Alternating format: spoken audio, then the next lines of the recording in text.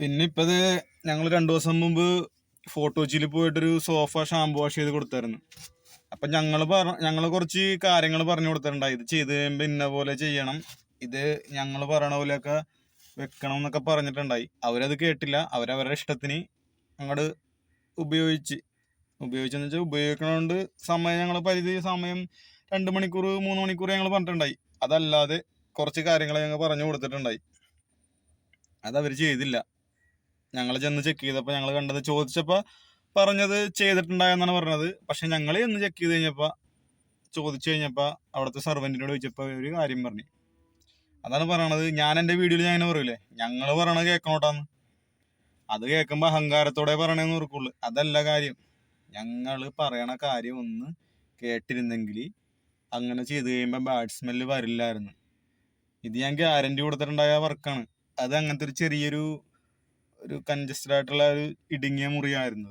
അവിടെ ഞങ്ങൾ പ്രത്യേകം പറഞ്ഞിട്ടുണ്ടായി, ഇവിടെ ഇങ്ങനെ ചെയ്ത് കഴിയുമ്പോൾ ഇതേപോലെ ചെയ്തില്ലെങ്കിൽ രാവിലെ റൂം തുറക്കാൻ പറ്റില്ല, അതേപോലത്തെ ബാഡ് സ്മെല്ലായിരിക്കും എന്നും പറഞ്ഞിട്ടുണ്ടായി. അവരത് ചെയ്യാന്ന് പറഞ്ഞിട്ട് ചെയ്തില്ല. ഇപ്പൊ ഞങ്ങൾ രണ്ടാമത് ചെയ്ത് സെറ്റ് ചെയ്ത് ഓക്കെ ആക്കി കൊടുത്ത് പോന്നിട്ടുണ്ട്. അപ്പൊ ആ കസ്റ്റമറിന് സന്തോഷമായിട്ടുണ്ട്. അവർക്ക് ഈ ഞങ്ങൾ കൊടുത്ത ഉറപ്പാണത്, ഞങ്ങൾ ചെയ്ത് കൊടുക്കും. അല്ലെങ്കിൽ ഈ ക്യാഷ് ബാക്ക് ഒന്നും ചെയ്യേണ്ട കാര്യം ഞങ്ങൾക്ക് ഇതുവരെ വന്നിട്ടില്ല. കാരണം ഞങ്ങൾ സെറ്റ് ചെയ്ത വർക്കൊക്കെ അങ്ങനെ ചെയ്ത് കൊടുത്തിട്ട് പോന്നിട്ടുള്ളൂ. അപ്പൊ ഞാൻ പറയണത്, ഞങ്ങൾ പറയണതും കൂടി ഒന്ന് കേൾക്കുക. ഞങ്ങൾ പറയണതെന്ന് വെച്ചിട്ടുണ്ടെങ്കിൽ അനുഭവത്തിന്റെ വെളിച്ചത്തിലാണ് പറയണത്.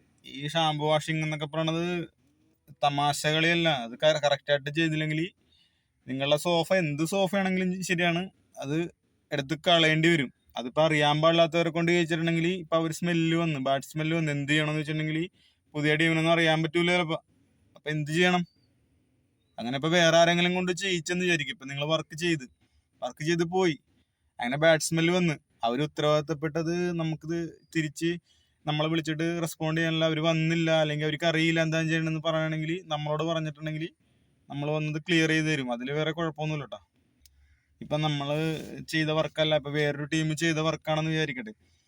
നമ്മള് വിളിച്ചിട്ട് കിട്ടിയില്ല, അല്ലെങ്കിൽ വേറൊരു ടീമിന് പൈസയുടെ അല്ലെങ്കിൽ എന്തെങ്കിലും നമ്മുടെ റേറ്റ് വർക്കിന്റെ ഇത് വെച്ച് നോക്കണമെങ്കിൽ ചിലവർക്ക് നമ്മുടെ റേറ്റ് കൂടുതലാണെന്നൊക്കെ പറയൂല. അങ്ങനെയുള്ളവർ ഇപ്പൊ കുറഞ്ഞ ടീമിനെ കൊണ്ട് ചെയ്യിച്ചിട്ട് പോകാത്തത്, അതായത് അഴുക്ക് പോകും, അതിലുള്ള കറകളൊക്കെ കളഞ്ഞു തരും അവര്. പക്ഷെ ഇതിൽ ബാഡ് സ്മെല്ല് വന്നിട്ടുണ്ടെങ്കിൽ അവരെ വിളിച്ചിട്ട് അവര് പിന്നീട് വരുന്നില്ല, അല്ലെങ്കിൽ ഞങ്ങൾക്ക് അറിയില്ല, എന്ത് ചെയ്യണമെന്ന് അറിയില്ല എന്നൊക്കെ പറയണമെങ്കിൽ പേടിക്കണ്ട, നമ്മളെ വിളിച്ചോ, കുഴപ്പമില്ല, അത് നമ്മള് വന്ന് റെഡിയാക്കി തരാം. ഞാൻ വേറെ ഒന്നുകൊണ്ട് പറയണല്ല.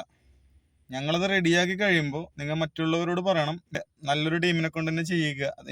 എനിക്ക് വർക്ക് എന്നല്ല ഞാൻ പറയണത്, അറിയാവുന്നവരെ കൊണ്ട്, എക്സ്പീരിയൻസ്ഡ് ആയവരെ കൊണ്ടും ബാഡ് സ്മെല്ല് വന്നിട്ടുണ്ടെങ്കിൽ എന്ത് ചെയ്യണമെന്ന് അറിയാവുന്നവരെ കൊണ്ടും വർക്ക് ചെയ്യിക്കുക.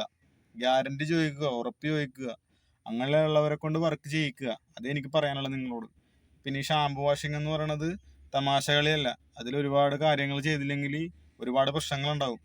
കാണാൻ ഭംഗിയാക്കിയിട്ട് കാര്യമില്ല, അതിട്ട് നമുക്ക് യൂസ് ചെയ്യാൻ പറ്റണം. നമ്മുടെ വീടിന്റെ ഉള്ളിൽ അല്ലെങ്കിൽ നമ്മുടെ സ്വീകരണ റൂമിൽ എവിടെയാണ് ഇട്ടേക്കണം, വീടിന്റെ ഉള്ളിലാണ്, എവിടെയാണ് നമുക്ക് ഇരിക്കാൻ പറ്റൂല വീട്ടിൽ, അതേപോലത്തെ സ്മെല്ലായിരിക്കും വരുന്നത് ഇന്ന്. അപ്പൊ നിങ്ങളെ സൂക്ഷിച്ച് കൈകാര്യം ചെയ്യുക. നല്ല പ്രൊഫഷണൽ ആയിട്ട് ചെയ്യണം, നല്ല ടീമിനെ കൊണ്ട് ചെയ്യിക്കുക. അല്ലെങ്കിൽ എടുത്ത് കളയേണ്ടി വരും സോഫ.